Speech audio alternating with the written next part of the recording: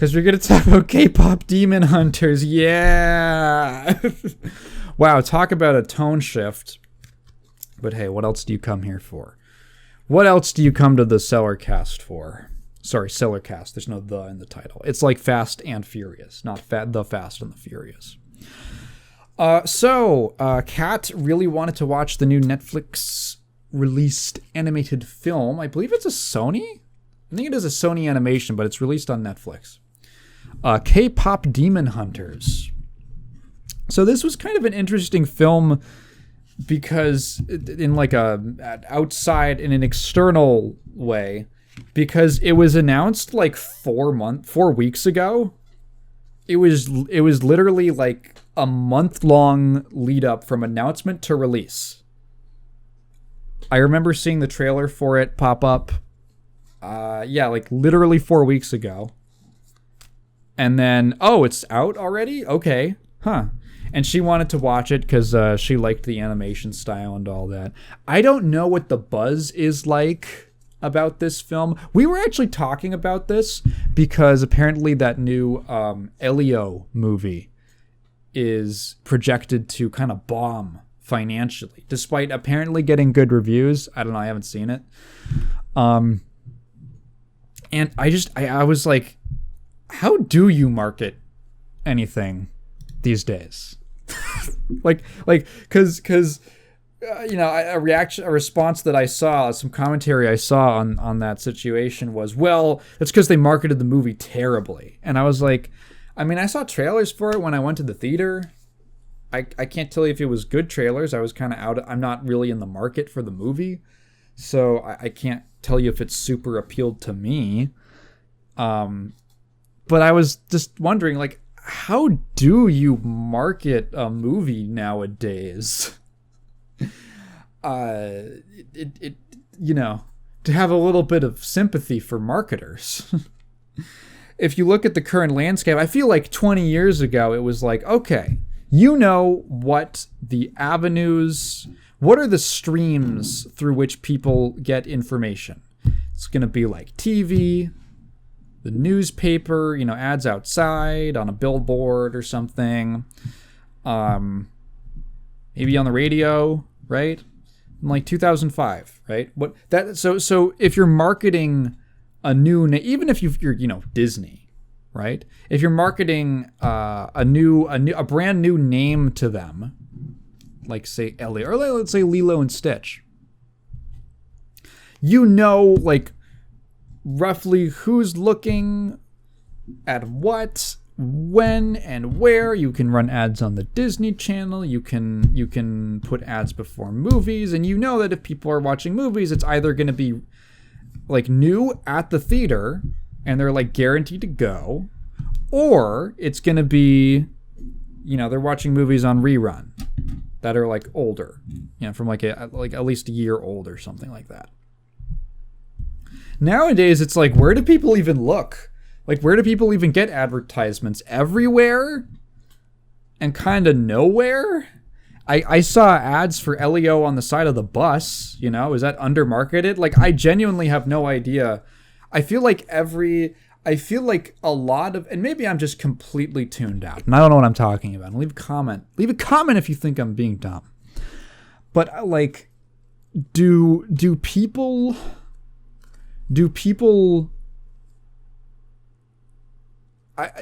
I feel like a lot of successes are either pure word of mouth or it's some kind of like established name brand thing.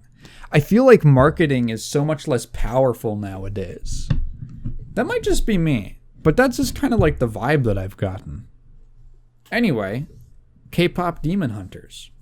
So... if you hadn't heard of this film, maybe I don't know. Have you heard of this film? I saw the trailer. It popped up on Reddit for me a few weeks ago. Redditor, raising my hand. And my impression was, okay. I thought the name was kind of funny. Very direct. You know exactly what it's about. And so, having watched it now, I would say that it is a lot like the 2005 Pride and Prejudice movie, in that it is actually, I think, quite good. I am just nowhere near the target demographic for it. Like, it is miles away from where from what I would be interested in. And I mainly watched it for Kat, right? She really liked it. And I was like, do you even listen to K-pop? And apparently she used to. I think now she's getting into it again because of this movie. She's going through a little... I know it's over when she changes her profile picture on Discord. I know that she's going through a little phase. So, which she has done for this movie. So, K-pop Demon Hunters is about these 3 K-poppers, K-poopers, who are part of this like lineage of song-based demon hunters in Korea. And the whole deal is that there's always like 3 ladies, and they do music, and the music, like the songs that they perform, they get like magic weapons and stuff. But by singing, they create this like the harmony between them creates a barrier between Earth and the demon world. And so throughout generations, the style of music changes, but its importance and its significance to like this process of keeping up this barrier, the Hongmun, I think that's what it's called, remains. So in the modern day, that of course makes them K-poppers. And they're always like some kind of public musical act, as far as I could tell. Like they're flipping through like the decades and stuff, and there's like a 1950s singing trio. There's like an 80s pop group, and then now they're like K-poppers, right? So this movie is really immersed in the K-pop culture, again, from an outsider's perspective. I think that I think this might be the first film to pass the Bechdel test for gay men. I don't think there's a single truly straight guy depicted in the entire movie. I don't know if the words I'm saying make sense anymore. But that's everyone in the world loves K-pop, and they love the main group. They're called Huntrix. They all go gaga for them.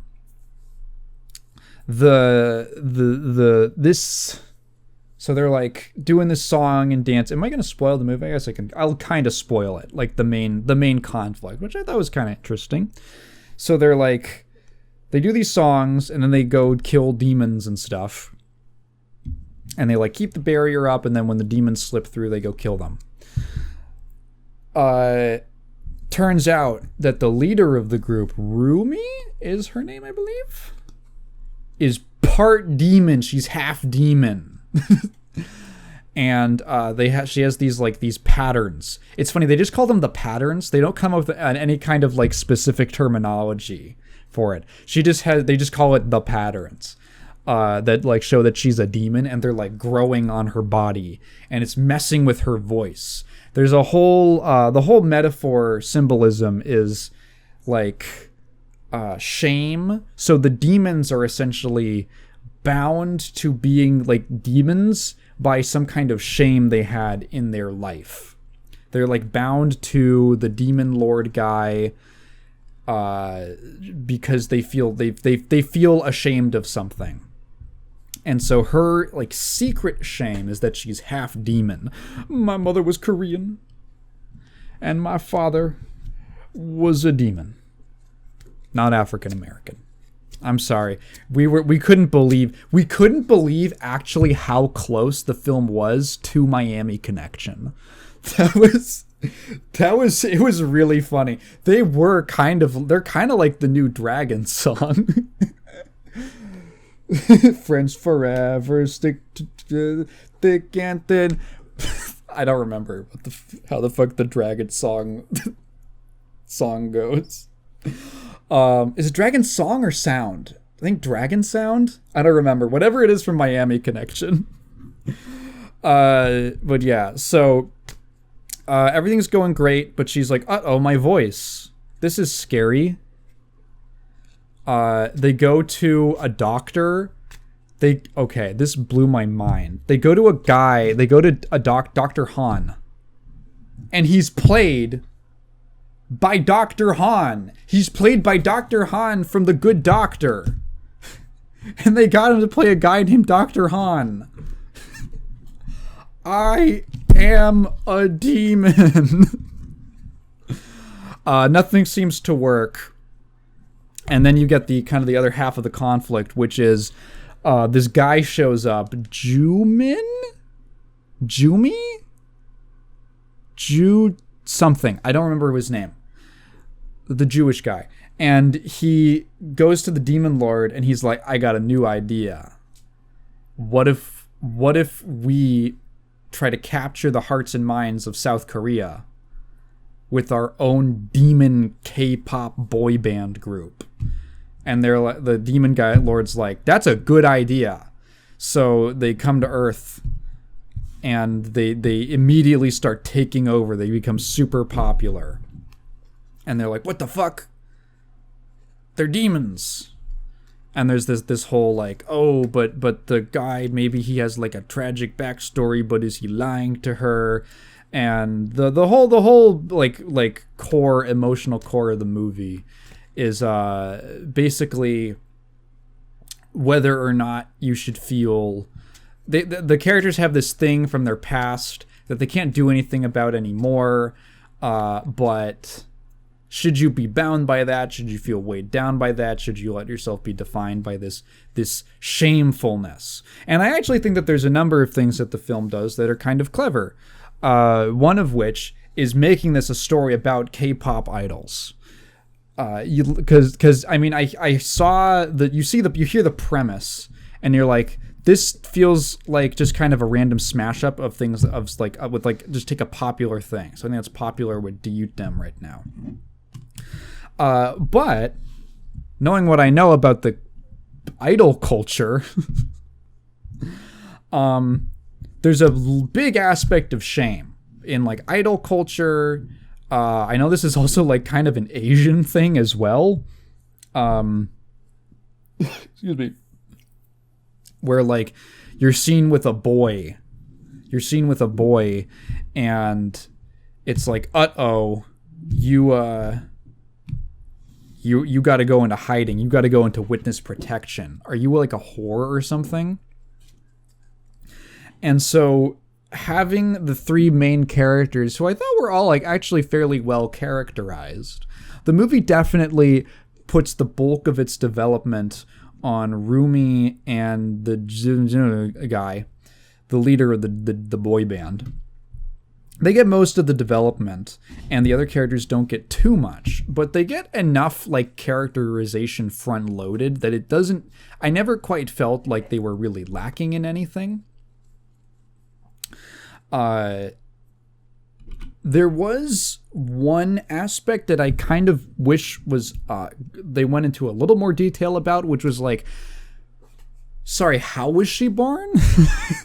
They just say, oh, her father was a demon, and they just never explain why or how, or her mother, like how did that happen? Or like, she's obviously, again, ashamed about it. And it's not, this isn't like a plot hole or anything. I was just curious as to like, I kind of thought that with the whole theme of the film that would be, her mom might have been a bigger part of it, but her mom is not in the movie very much. It's kind of like it's sort of like how Rumi herself deals with it. There are many other positives to the film.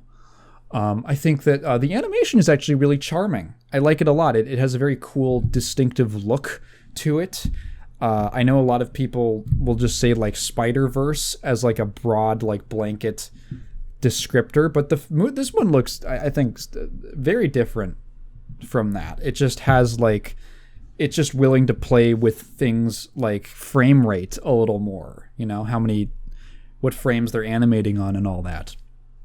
Very pleasing looking film, really well choreographed and directed action with a lot. There's some pretty cool scenes where there's a lot going on, but it never feels too visually chaotic. The motion is very clear, and the way that it's all blocked on screen, it's framed very well.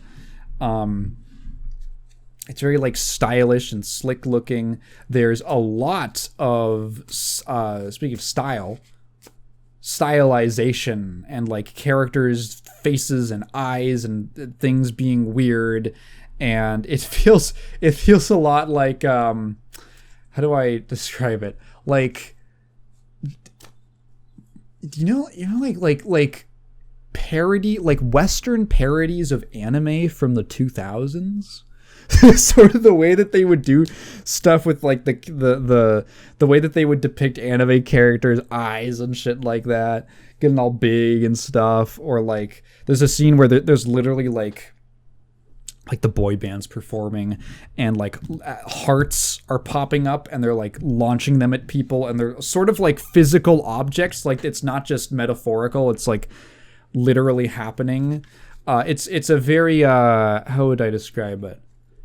Let's call it a romantic style of animation where the emotions are represented very literally, and it's kind of enhanced. I was a little worried by the trailer a little bit that it was going to be like really like kind of ADHD, like all over the place, kind of overwhelming.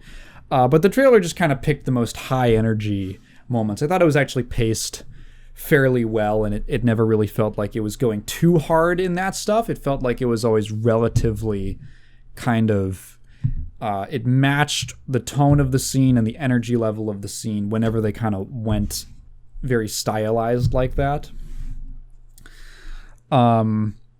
There's a lot of original music in this movie. I kind of assumed that they would go with a lot of licensed tracks, but no, I want to say almost, I think maybe every song in this film is original, composed just for the film. I think it's okay. I think the catch is, I think the catch is that it's performed by, I want to say it's Twice, the K-pop group Twice. I'm gonna look this up. K-pop Demon Hunters soundtrack. Is it performed?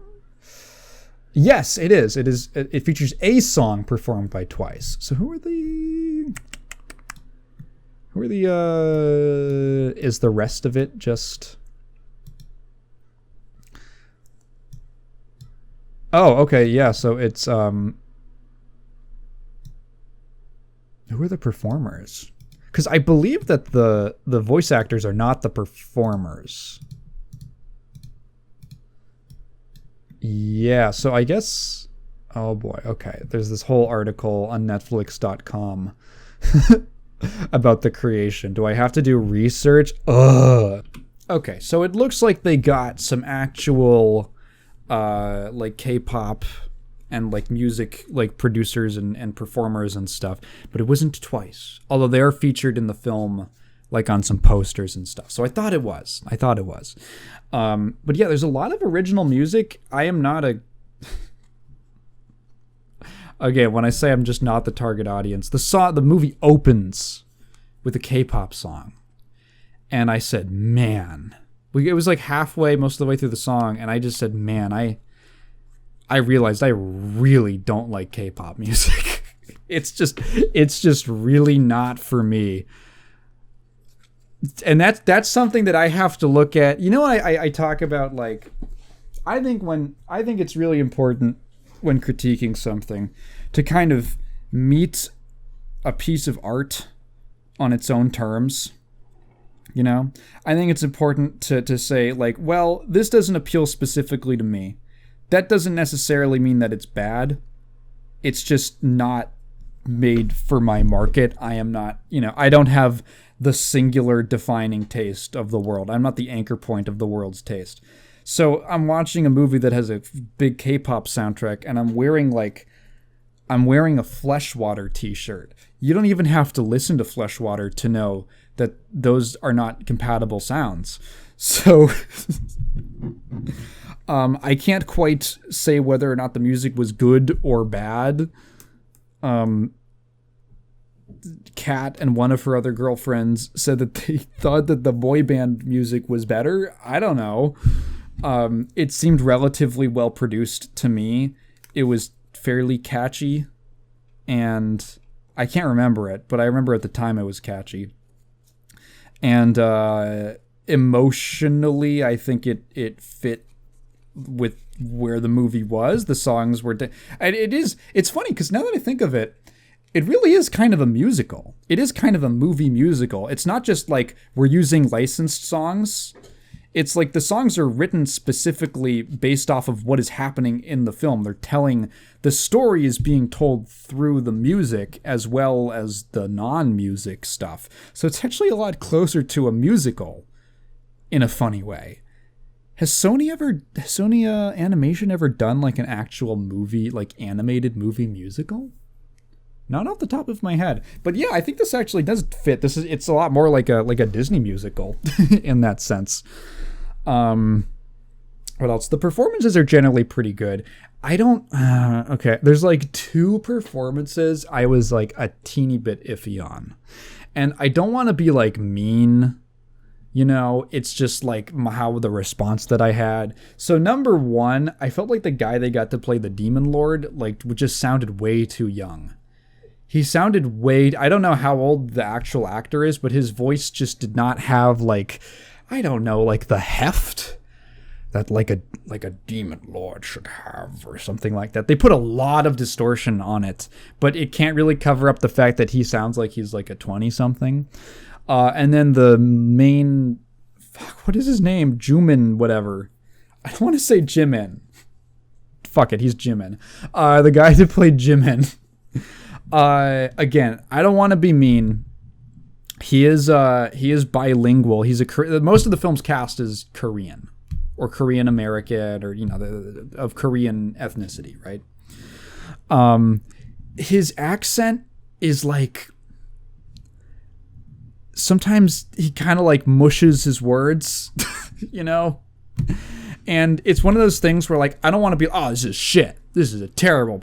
because that's not like the energy I want to have, but it is like I'm watching the movie and I'm like, what did he... oh, okay. Because it just kind of like gets in the way, like his enunciation and stuff. It feels so... I feel bad like talking about it, just because, I mean, I only really know one language. So I have to be self-conscious of that. But it was like a tiny little gripe, because he is like a main character of the movie. They could have got Sungwon Cho.